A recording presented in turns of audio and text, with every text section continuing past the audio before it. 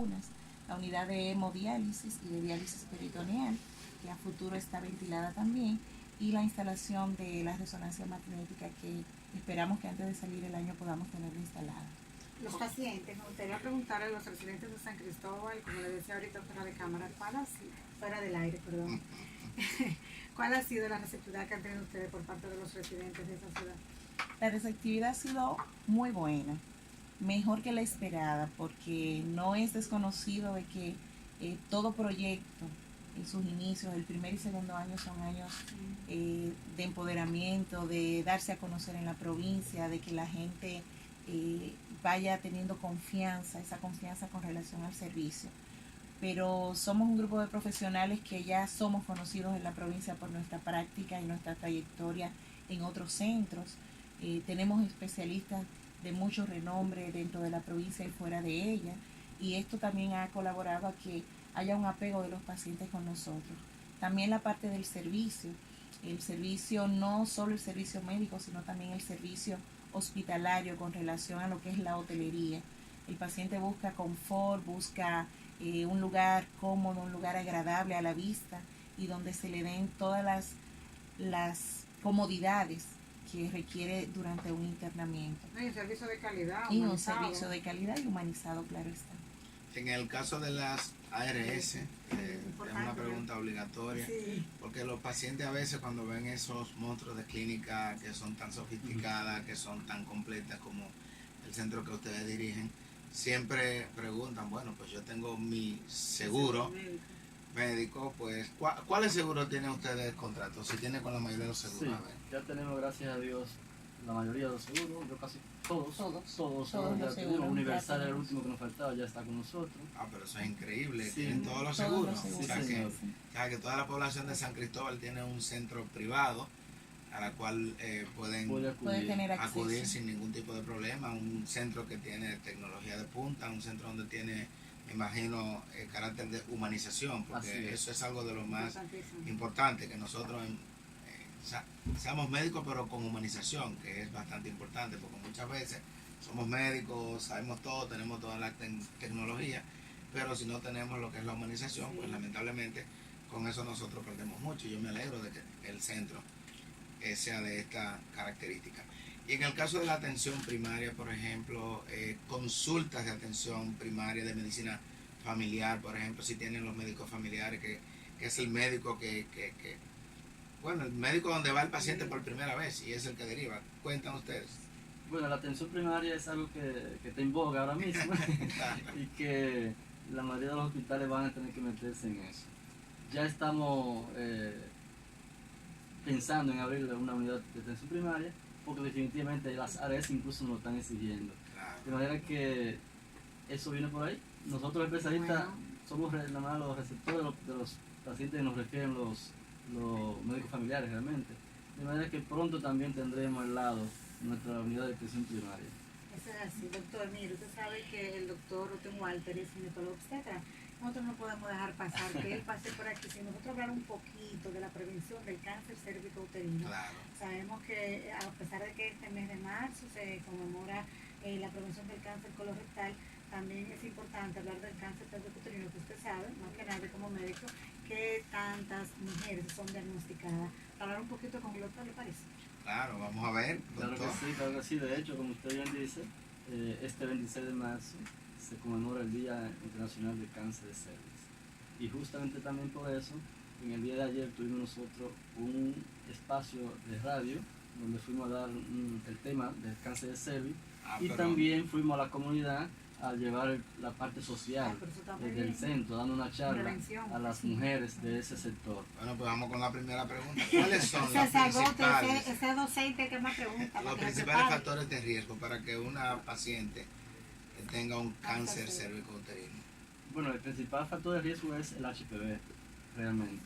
Es un virus que es el causante de la mayoría del cáncer de cervix y es el segundo cáncer más importante y más frecuente en la mujer.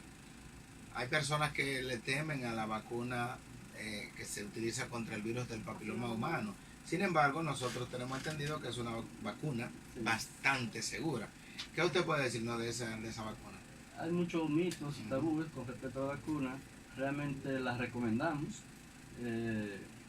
Hay una vacuna que cubre principalmente con el número 16-18, que es el que más causa el cáncer de cervix, y es muy segura contra estos dos tipos de virus. De manera que la recomendamos. De hecho, a diario recomendamos a nuestra paciente que a sus niñas, a partir de los 9 años, debe vacunarla, para cuando ya está en adolescencia y empieza a tener relaciones sexuales, esté protegida.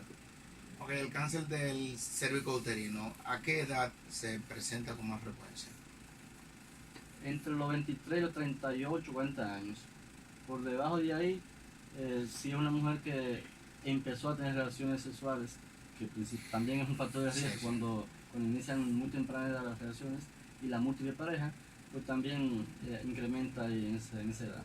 ¿Y cómo se manifiesta? ¿Cuáles son los principales signos y síntomas que puede presentar una dama con ese tipo de cáncer? Lamentablemente no hay mucha sintomatología. El cáncer de cervix lo tienen las mujeres y nadie lo sabe. Estas mujeres que se descuidan, que no van a hacerse un papá Nicolau, cuando llegan a veces ya es tarde, porque no hay mucha manifestación. Pudiera haber una leucorrea, una infección frecuente, que ella lo relaciona como con una infección vaginal.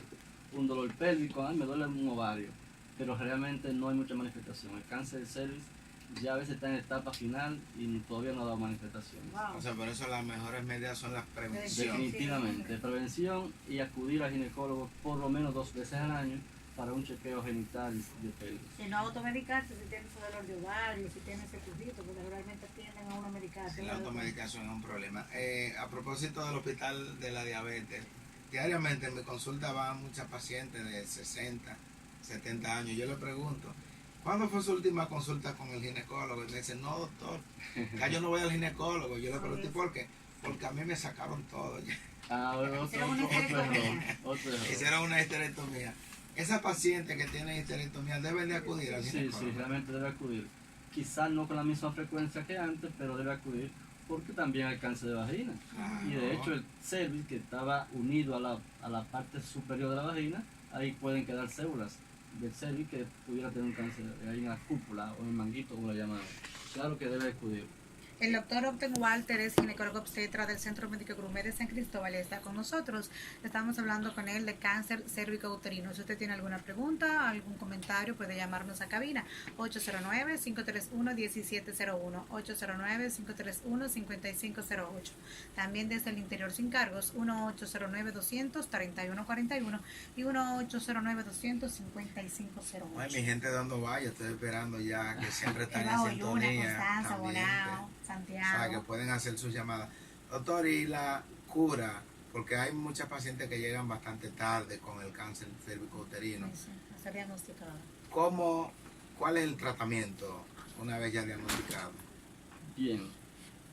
Si se diagnostica temprano, a veces con hacer un cono quirúrgico, en la etapa temprana, lo llaman la displasia, con eso simplemente tiene. No hay ni siquiera que hacer una histerectomía. Okay. Pero si ya llegó a una etapa más avanzada, entonces hay que hacer una histerectomía y luego quimioterapia o radioterapia.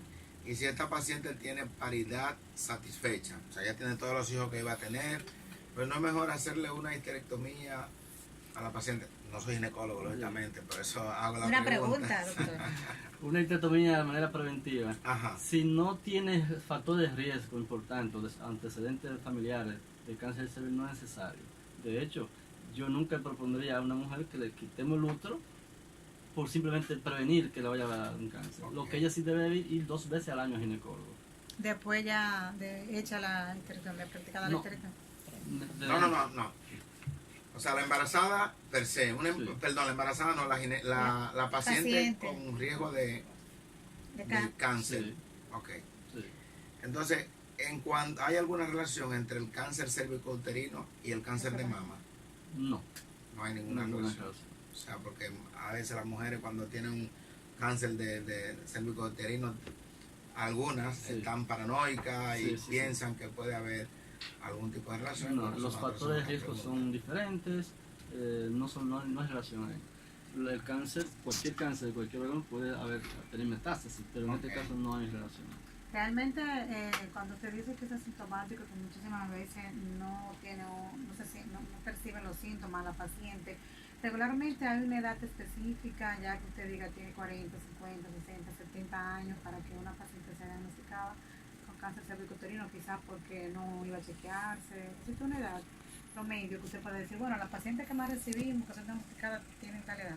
Sí, respondí ahorita que entre los 18 y los 40 años es la edad más frecuente para ver. Joven. Sí, la gente adulta ya, mayores, no, ya ha bajado todos los niveles hormonales, factores de riesgo por igual, una mujer que ya no tiene tantas relaciones sexuales o no es promiscua por la edad, o sea que los factores de riesgo ya han disminuido. Claro que muchas veces no pensamos que una joven de 25 o 30 años, por ejemplo, no puede tener un cáncer cervicouterino, en realidad sí, lo puede tener. Pero como dice el doctor, lo importante es la prevención y que el paciente pues acuda regularmente a chequearse con su ginecólogo, porque si usted no se descuide va a tiempo, va a tener un diagnóstico temprano o va a tener el tratamiento que realmente requiere para evitar que sea diagnosticada con cáncer. ¿Cuál sería el costo promedio de la vacuna contra el virus del papiloma humano? Bueno, esa pregunta la puedes responder porque los pediatras hablamos mucho de vacunas.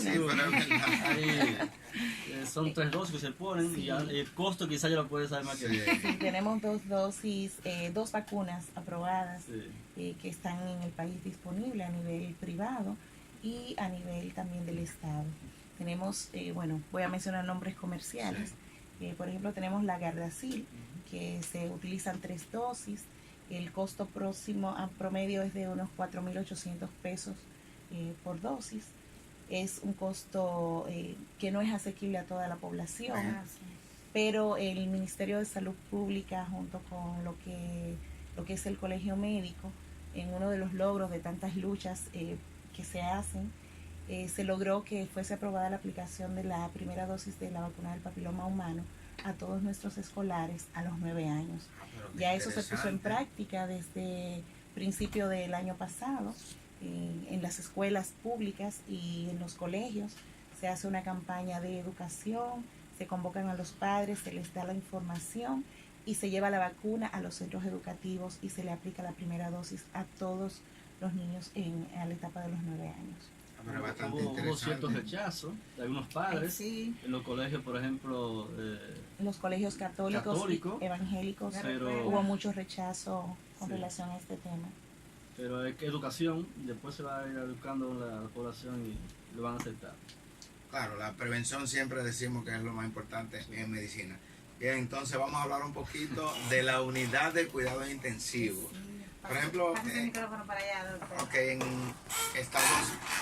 Estados Unidos ocurre anualmente aproximadamente 350,000 pacientes presentan paro cardíaco fuera del hospital y de estos aproximadamente el 90% fallecen. Cuando un paciente, por ejemplo, que lo lleven a la emergencia de donde usted trabaja con una parada cardiorrespiratoria, ese paciente puede contar con que podría recuperarse ya una vez llegado porque cuenta con todas las alternativas terapéuticas en ese centro de salud, doctor. Sí, si es basado en nuestros recursos, tenemos un personal entrenado en la emergencia. Son un grupo de emergenciólogos que están entrenados para ese caso.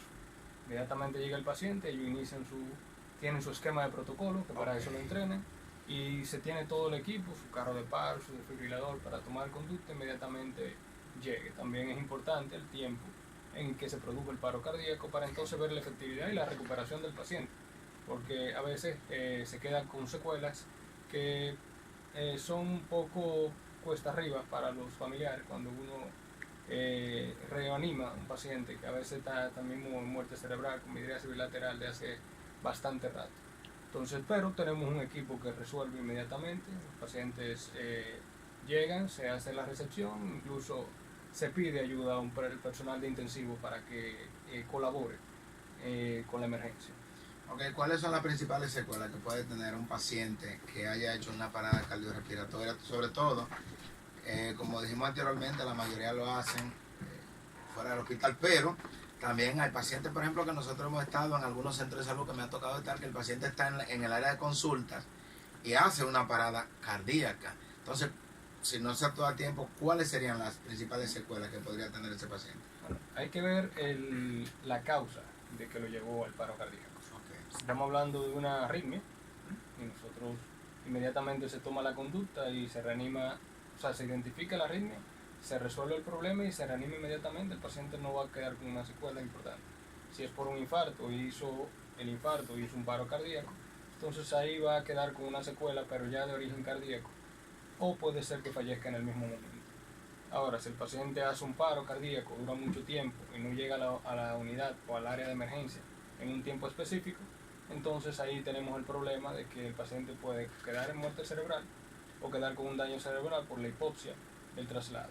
Ahora tenemos un equipo de 911 que acelera el traslado y la llegada de los pacientes a las emergencias más cercanas. Exacto. Entonces ellos con su protocolo, pues bueno, llevan los pacientes y nosotros resolvemos, pero generalmente o son causas cardíacas o son causas cerebrales. Una ventaja que tenemos ahora con el 911, pero que no hemos sabido aprovechar, es que por ejemplo un paciente hace una parada cardíaca fuera de una institución, como lo hacen la mayoría, pues si la persona está mínimamente entrenada podrían sacar a ese paciente dándole reanimación cardiopulmonar, como ocurre en países avanzados, que yo creo que nosotros vamos a llegar a esa etapa. Sí, en los colegios debería darse reanimación primaria para ayudar a la sobrevida de la persona. Exacto, por ejemplo en países tan desarrollados como España, la mayoría de los pacientes que se utilizan para trasplante de órganos son pacientes que fallecen fuera de las instituciones, muchos que fallecen fuera de las instituciones. Por ejemplo, en España no hay tantos accidentes de tránsito como en República Dominicana, de modo que los pacientes que se utilizan mucho para trasplante son los pacientes que hacen lo que se llama muerte por asistolia, o sea que es una parada cardíaca, inmediatamente se reaniman en la calle, pues esos pacientes tienen muerte cerebral o muerte encefálica. Esos pacientes se utilizan para la donación y para el trasplante. De hecho, estábamos revisando que en España hay más pacientes trasplantados que lo que hay en diálisis. Es increíble. Sí, más pacientes, 52% de los pacientes que tienen insuficiencia renal crónica en España son trasplantados. Sí. Y apenas en hemodiálisis al 30 y tantos % y en peritoneal. Es una cuestión de educación y costumbre, de cultura de ellos. Ellos están entrenados para saber que el trasplante de órganos es importante. Aquí tenemos mucho tabú con respecto al trasplante de órganos y tenemos una resistencia por parte de los familiares que quieren enterrar su familiar en una etapa ya, o sea, con todos sus órganos puestos, en vez de solicitar la ayuda o entregarlo al comité de donación de órganos para ayudar a otras personas a recuperarse. Porque en algún momento lo que se entrega se devuelve. Hoy te hace algo por alguien y le recupera ese órgano, ese riñón, pero fácilmente un familiar suyo puede necesitar un riñón y devolverle el favor que usted devolvió en ese momento. Doctor, una pregunta muy personal. ¿Qué tan estresante es la medicina intensiva para el médico? Porque es que el médico intensivista no tiene horas, no tiene... O sea, a veces... Ninguno tenemos horas y cosas, pero el médico intensivista tiene que estar ahí. 24/7. Sí, yo siempre recuerdo a mi amigo, el doctor Cuevas, intensivista, nefrólogo, que... Dice, maestro, salí de un servicio y voy para otro. ¿Qué tan estresante es para el médico la medicina intensiva? Sí, es cansón y es estresante en realidad. Porque hay que estar pendiente, hay que estar a todas horas. Por ejemplo, allá en Gourmet siempre estamos pendientes de los pacientes, los muchachos me llaman, me dicen. O sea, no importa la hora, me llaman para saber. Ellos están entrenados. Claro, pero siempre tiene que haber una cabeza. Como cabeza tengo que informar, darle seguimiento a lo que pasa. Y eso es a cada minuto, a todas horas, tengo que levantarme a tomar el teléfono, a completar, mándame la imagen, vamos a ver qué es lo que ese no duerme. Exacto, entonces es una rutina un poco difícil, pero en realidad a uno le gusta. Exacto, eso es lo mismo importante porque si no tiene vocación de servicio, eso es terrible. Sí, por ejemplo, en las unidades de cuidado intensivo se sabe que aproximadamente entre un 10 a un 30% de todos los pacientes que ingresan a la unidad de cuidado intensivo hacen algún grado de insuficiencia o lesión renal aguda. ¿Qué tan frecuente en el tiempo que ustedes tienen en esas unidades han tenido pacientes que requieren terapia de sustitución renal de diálisis? Es poco frecuente, pero pasa. Lo que tratamos de tomar las medidas preventivas para que no pase. O sea, se me entrena como intensivista Mi trabajo es adelantarme a lo que puede pasar con el paciente y mirar más allá.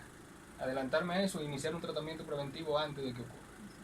Entonces, si el paciente me empieza a dar señales de que el paciente va a caer en fallo renal agudo, pues yo tomo las medidas preventivas para eso. Y en caso de que el paciente ya vaya a presentar un fallo renal y sea inevitable, de llamar al departamento de nefrología para hacer diálisis temprana.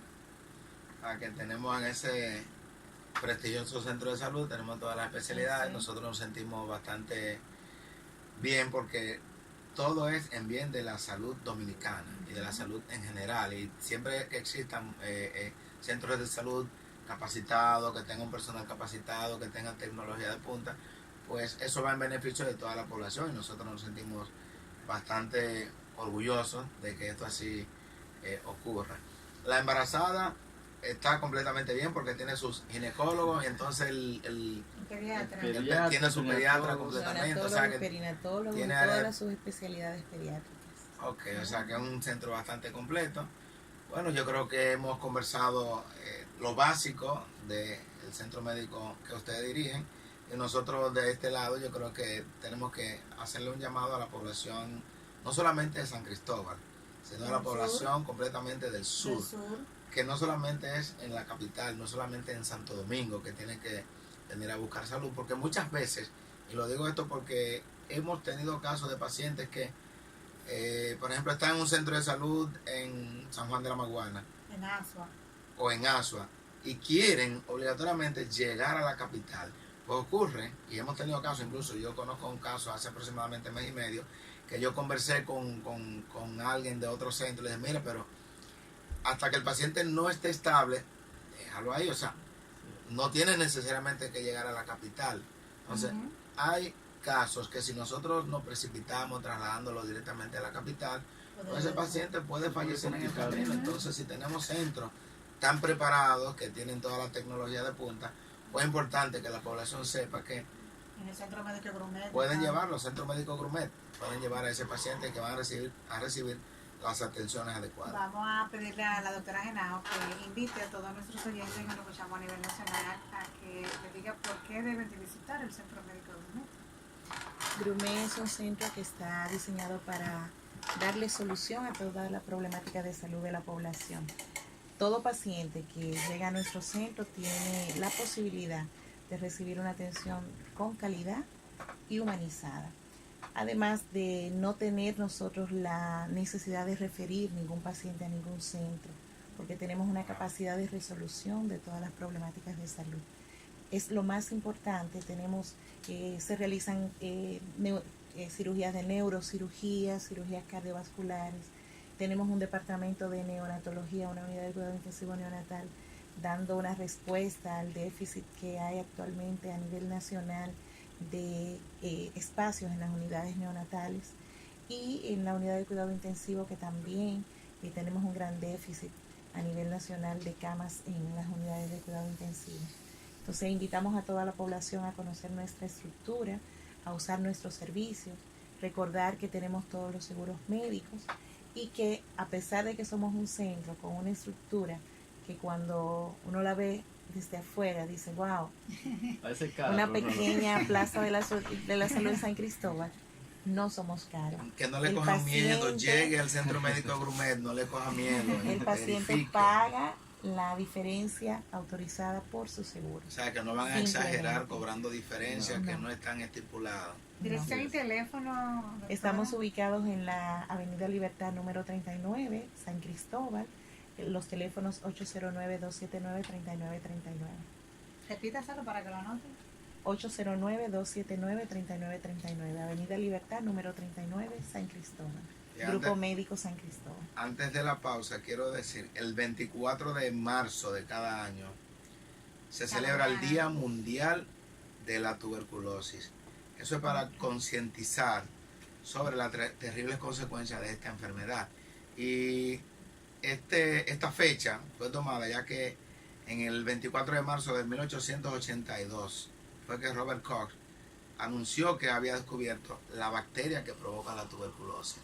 Entonces es importantísimo, nosotros hacemos un llamado a las personas que tienen tos, que tienen aproximadamente 2 semanas tosiendo, con expectoración, con catarro, y tiene fiebre, sobre todo predominio vespertino en las tardes, pérdida de peso, que deben de acudir a evaluarse por un médico, neumólogo o un médico familiar, porque podría tener una tuberculosis. Entonces la tuberculosis es una enfermedad que se cura, y el tratamiento antituberculoso, pues el Ministerio de Salud Pública se lo facilita, o sea que es completamente gratis, que un tratamiento de 6 meses conlleva la curación de la tuberculosis. Ahora, si usted dejó atrasarse, como dicen en mi campo, pues así va a tener un grave problema, pero la tuberculosis se cura, y hacemos un llamado a la población a que acuda al médico cuando tenga esta sintomatología. Así. Bueno, señores, vamos a agradecer a los doctores Ana Genao, también al doctor Oten Walter, también al doctor Carlos Tifo, quienes vienen del Centro Médico Grumet, y vamos a hacerle una petición pública. Ojalá que al mes por lo menos nos puedan enviar un especialista aquí a nosotros, para que nosotros podamos orientar a la población a través de esos especialistas que tienen ustedes allá en el Centro Médico. Y también podemos invitarlo para que hagamos un programa desde allá. También, sería excelente. Vladi, usted oyó eso, Vladi está hablando, pero lo vamos a coordinar para hacerlo de allá y sería excelente. Sí. Bueno, señores, muchísimas gracias. Esta casa es de ustedes, lo que ustedes entiendan que como medio le podemos ayudar, estamos a la orden. Gracias. Bueno, señores, nos vamos a la pausa comercial y ya regresamos.